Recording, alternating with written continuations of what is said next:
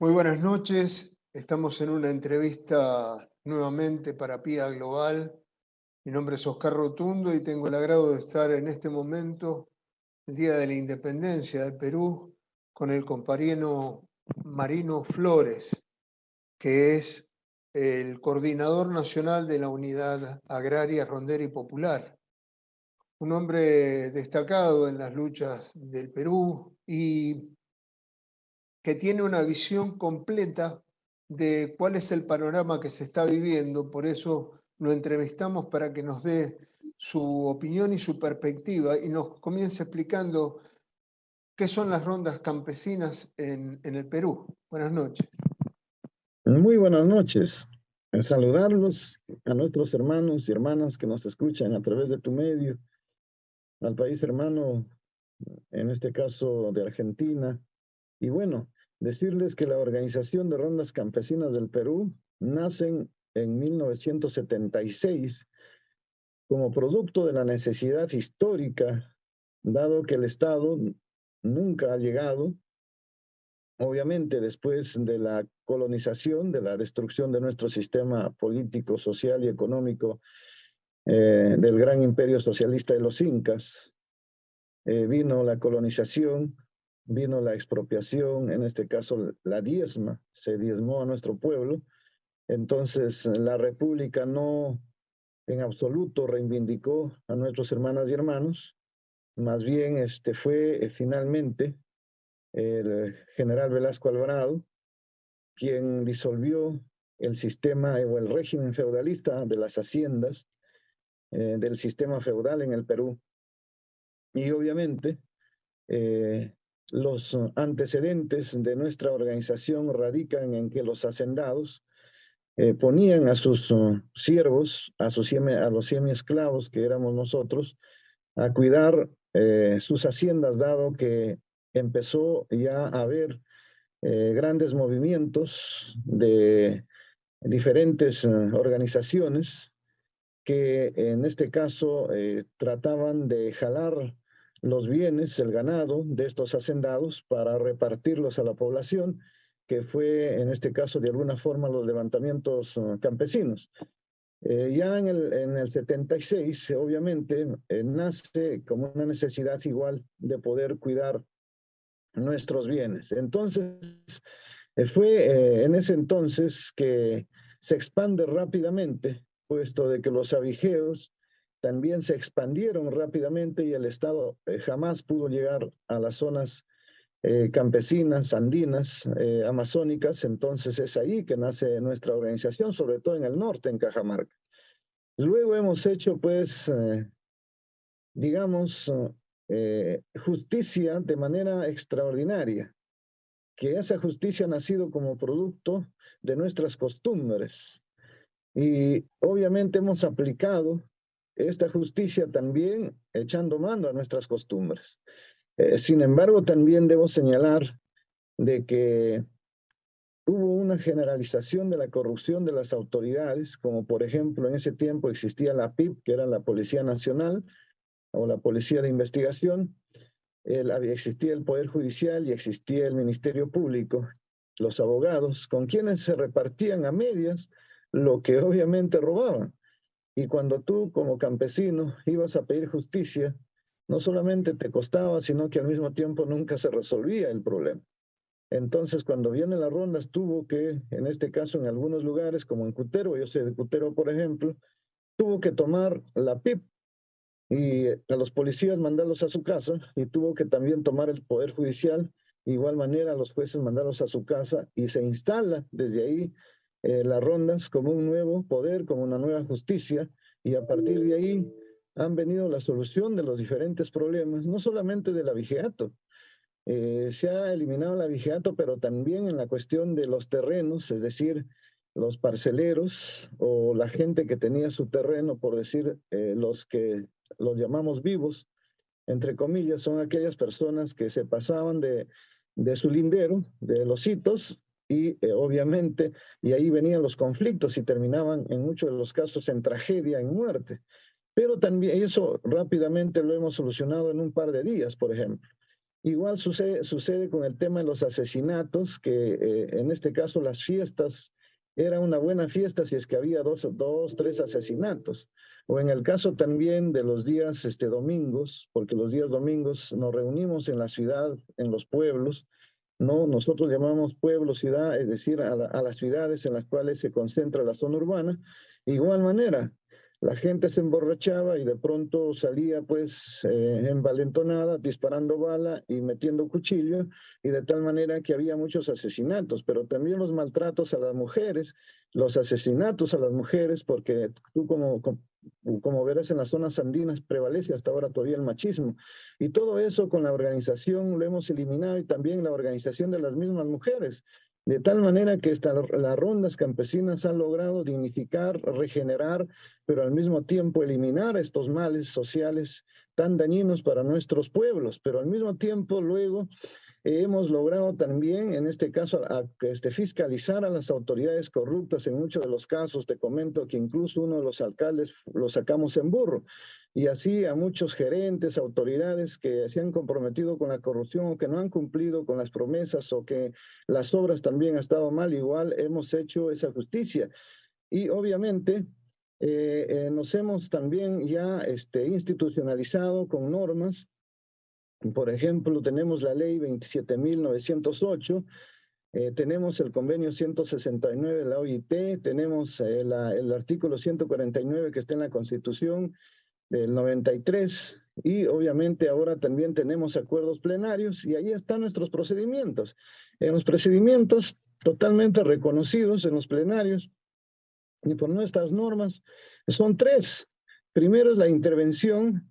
Se interviene a los sospechosos, a los extraños, a aquellos que van, por ejemplo, nosotros cuidamos los caminos, por eso se llama ronda también, dado que nosotros salimos a las carreteras, a los caminos, a rondar todas las noches, ¿no? En turnos. Nos turnamos, cada semana nos toca un turno, y ahí cuidamos los caminos. Es la única forma de no permitir que alguien robe el ganado o alguien robe tu chacra, o alguien, en este caso, algún delincuente también haga caso. Nosotros intervenimos, y al intervenirlo, la ronda obviamente no lo ajusticias como se dice en los grandes medios, sino que lo que haces es llevarlo a la asamblea, y es la asamblea obviamente quien procede a la investigación, y si es que fuera un delincuente, fuera un asesino, fuera una persona de mal vivir, se al castigo. Y el castigo, que es el segundo procedimiento, se hace a través de los latigazos, de la vinza que nosotros tenemos, que es como del cuero de ganado, o en este caso también la vinza como producto del miembro que se le extrae a los toros, en este caso, y eso se le da el tratamiento correspondiente, y eso sirve para castigar a estos delincuentes. Pero por otro lado, si es que fuera más grave la situación, entonces le pasas a la cadena ronderil. Eso está totalmente allí, en este caso, reitero, dentro de las normas que hemos logrado conquistar. Nada ha sido regalado, nada ha sido gratuito. También decirte que en la mafia Fugio Montesinista en el 93, paralelizarnos para enfrentarnos. Hemos perdido también muchas vidas en ese proceso, pero también hemos perdido vidas con los delincuentes. En ese sentido, nosotros hemos rechazado contundentemente, por ejemplo, una ley que actualmente el Congreso ha dado, la ley de armar a los hermanos y hermanas para enfrentarnos, para en este caso generar muerte y generar obviamente subordinación. De tal manera que le estamos rechazando y estamos pidiendo que se derogue esa norma. Eso a breves rasgos. Por lo demás, decirte que ahora lo hemos logrado, que en la base de datos del Ministerio de Cultura nosotros estemos considerados dentro de las organizaciones originarias, y por supuesto somos parte de eso.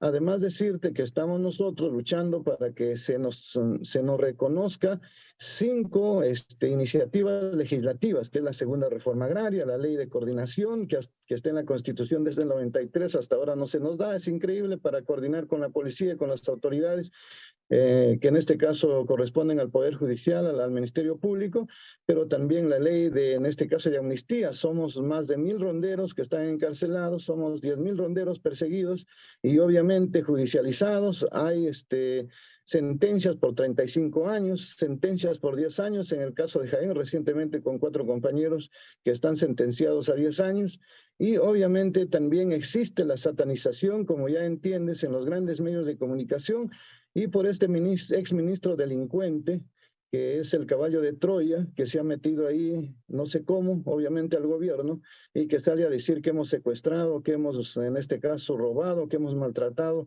sin que el juez, en este caso, sancione, sin que nosotros como rondas campesinas hagamos primero la investigación y la sanción, y hemos hecho las investigaciones correspondientes y no hay nada de secuestro en estos periodistas que han ido, obviamente, más bien a ofuscar a la población allá en este sentido. De tal manera que creemos nosotros que hay que defender esta organización. El 9 y 10 vamos a estar presentes aquí en Lima, y en Lima vamos a hacer retumbar, dado que se debe respetar nuestras iniciativas legislativas. Como ya te mencioné, 4, pero faltaba una, decirte que es la ley de registro, o creo que faltaba 2, la ley del registro. Es decir, nosotros necesitamos un ROS para inscribirse en registros públicos y poder hacer nuestra gestión económica. Nosotros no tenemos ONGs, no tenemos nadie que nos financie, nos autofinanciamos, y creemos que teniendo nuestro ROS sí podemos tener una cuenta para de esa manera, en este caso, recurrir al autofinanciamiento y a formas también de gestión para tener algunos proyectos que nos puedan beneficiar como organización de ronda, porque también somos productores agrarios, somos pequeños productores, sabemos vivir, comemos también, no somos en este caso, no vivimos en este caso solo del Espíritu Santo. Entonces, en ese sentido, y otra cosa también que estamos viendo, la titulación de los territorios dentro de los pueblos originarios indígenas en nuestro país. Ustedes toman como punto de referencia la reforma agraria generada por el presidente Velasco Alvarado. En este gobierno del profesor Pedro Castillo, ¿qué avances han tenido y cómo evalúan la situación política actual? Mira, de verdad que a un año de gobierno, en realidad aún no tenemos una respuesta positiva en relación a la segunda reforma agraria. Han habido intentos por parte del gobierno, sin embargo, también debo corroborar de que aquí los técnicos, los profesionales han sido totalmente, yo diría en gran medida, descerebrados, puesto de que se les paga tanto dinero para no hacer nada, más bien retrasar. Digo esto porque con el ministro Víctor Maita, nosotros obviamente lo apoyamos, puesto de que lo hicimos, fue propuesta de las organizaciones agrarias y ronderas, y obviamente la propuesta fue una terna y salió él, claro, todavía un muchacho que estaba recién aprendiendo. Entendíamos hasta cierto punto, pero los que estuvieron ahí, los asesores, incluso buenos asesores, entre comillas, que luego la vaca remaneció pariendo, en este caso, un pollo, o un ratón, como decimos, de tal manera que 5 puntos que nada tienen que ver con la segunda reforma agraria. Entonces, a pesar de haber hecho muchos eventos a nivel nacional, hemos acompañado esos eventos, hemos recogido desde abajo en esos eventos lo que quiere la población, lo que quieren los agrarios, los ronderos y todos los que estamos comprometidos con el sector agrario, recogiendo los técnicos, los profesionales. Y también te digo de que del 2019 nosotros esta agenda ya la hemos ido construyendo. Sin embargo, este es el resultado de 5 puntos que nada tienen que ver con la segunda reforma agraria, o que en todo caso seguramente serán parte, pero en sí no es la segunda reforma agraria que nosotros, los productores agrarios ronderos, necesitamos. Entonces, siendo así, lo que hemos hecho es iniciar nosotros un proceso de un conjunto de reuniones a nivel nacional y recoger y lograr una iniciativa legislativa.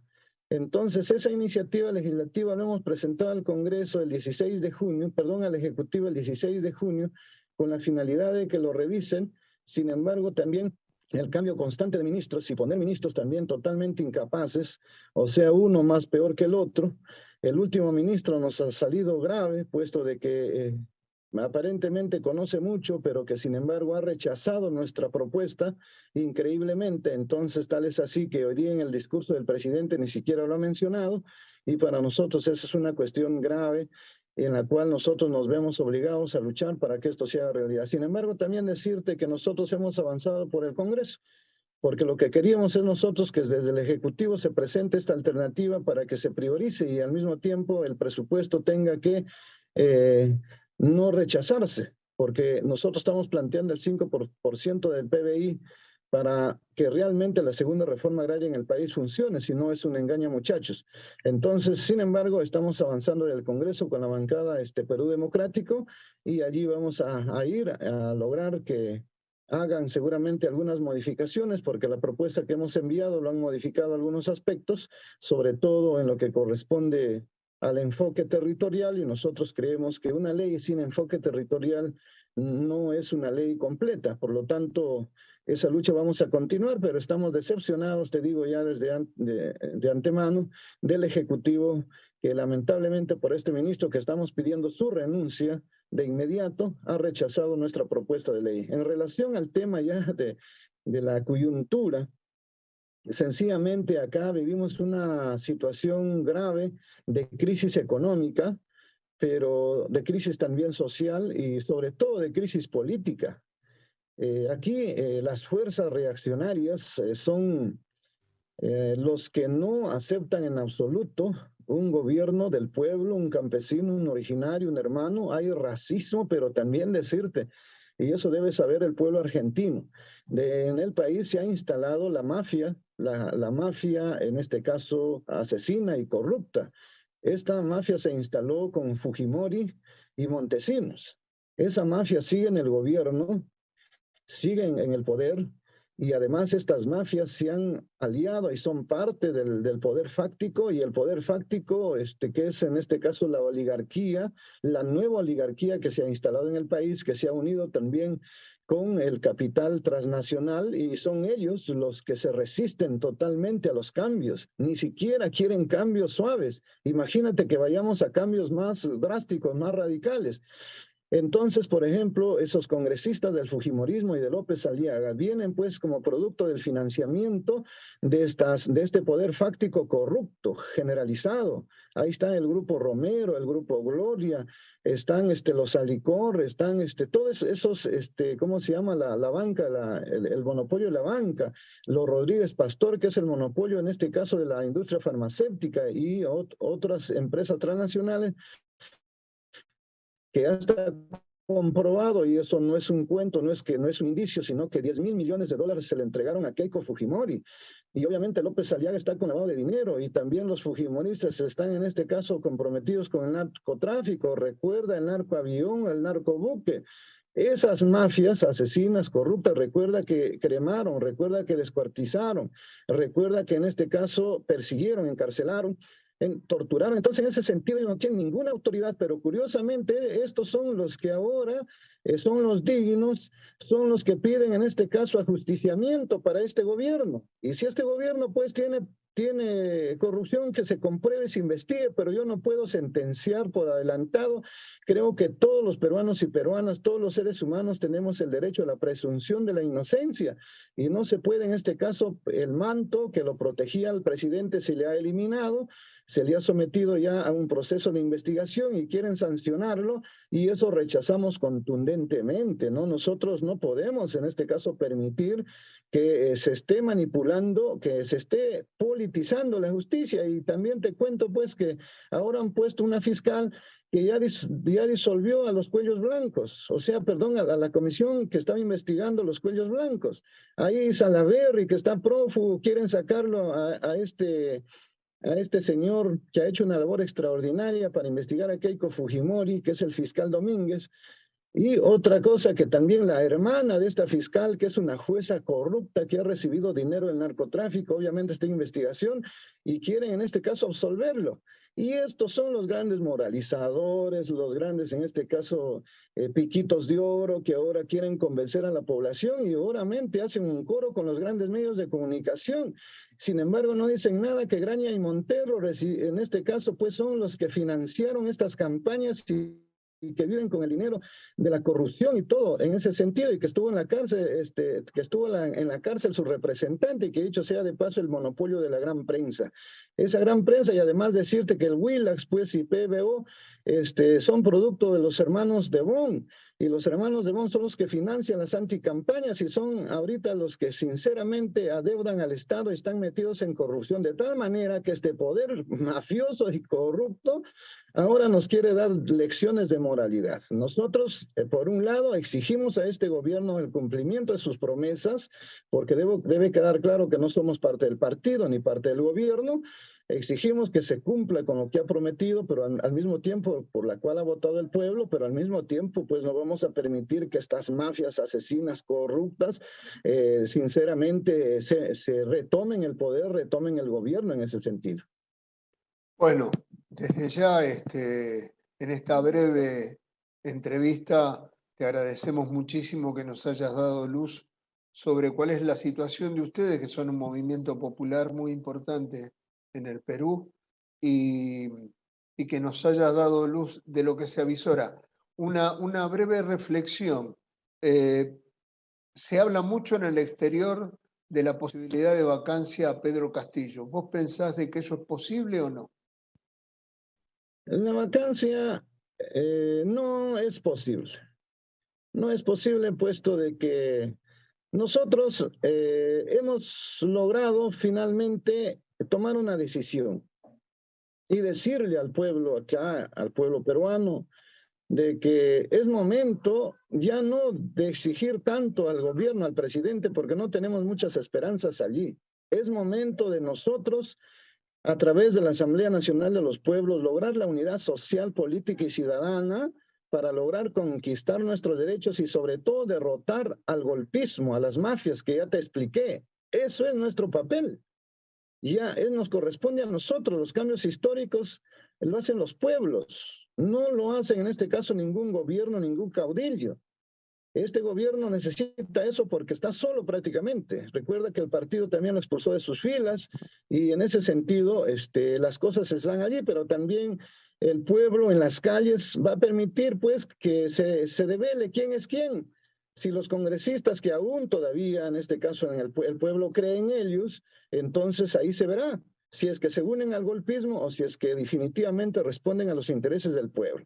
Ahora, ¿por dónde podría estar el problema? Si es que obviamente se encuentra ya situaciones de corrupción que son como se llama ya, insalvables, como sucedió en el caso de Kuczynski, ahí podría ser, ¿no? Hay que estar preparados también para ese escenario, puesto de que, de ser así, también te digo que peligra la democracia, la gobernabilidad, pero también peligra nuestros avances que hemos logrado como pueblo, dado que al tomar la ultraderecha definitivamente va a arrasar con todo y el terruqueo está a la orden del día. Son 3 líderes en este caso que nuevamente han sido satanizados, como por ejemplo se le ha suspendido en gran medida algunas acciones, como por ejemplo a Guillermo Bermejo, a Guido Bellido y también a Vladimir Cerrón. De tal manera que es fácil terruquear y es fácil que nos terruqueen a nosotros, por ejemplo, que estamos liderando este proceso. Te comento también que nosotros hemos sido, a través de los WhatsApp, de los mensajes, desafiados de muerte. Somos 3 líderes que estamos en ese proceso y también las Rondas Campesinas, curiosamente, está reportada como que es una organización que obedece al terrorismo. De tal manera que en ese sentido también peligra y obviamente que es necesario que lo conozca la comunidad internacional, porque esa es la situación en la cual nos exponemos los líderes. También hay líderes, en este caso amazónicos, que están siendo desaparecidos y asesinados. Entonces, esa situación también se vive en nuestro país. Yo te agradezco por la entrevista y ojalá pues tengamos otra oportunidad de seguir conversando. Seguramente va a ser así, nos interesa mucho la opinión de ustedes y desde Periodismo Internacional Alternativo PIA Global te mandamos un fuerte saludo y obviamente nos comprometemos en seguir difundiendo la lucha del pueblo peruano y la situación política que están dando en este momento, las batallas que están librando en contra del neofascismo que trata de volver otra vez a instalarse en una hermana república tan querida, no solamente para los argentinos, sino también para todos los latinoamericanos. Muchísimas gracias y será hasta otra nueva oportunidad, Marino. Hasta pronto. Muchísimas gracias. Muy amable. Gracias. Y siempre estaremos aquí para poder pues dar a conocer lo que nos sucede y también seguramente conocer parte de la realidad también de nuestros países hermanos. La unidad latinoamericana debe ser no solamente un sueño, sino debe ser realizada, porque sí fue el sueño de Bolívar, fue el sueño del Che, pero creo que nosotros debiéramos construir esa unidad y ojalá estos días estamos coordinando con algunas embajadas porque necesitamos que el movimiento social se vincule no solamente a nivel nacional, sino a nivel internacional, para sobre todo aprender de las grandes experiencias, como el caso de Chile, como el caso de Ecuador, en el caso de Bolivia, en el caso del mismo Venezuela, que han sabido no solamente hacerse respetar, sino han sabido, por supuesto, lograr los cambios y transformaciones que sus pueblos han necesitado. Muchas gracias. Gracias a ti. Buenas noches.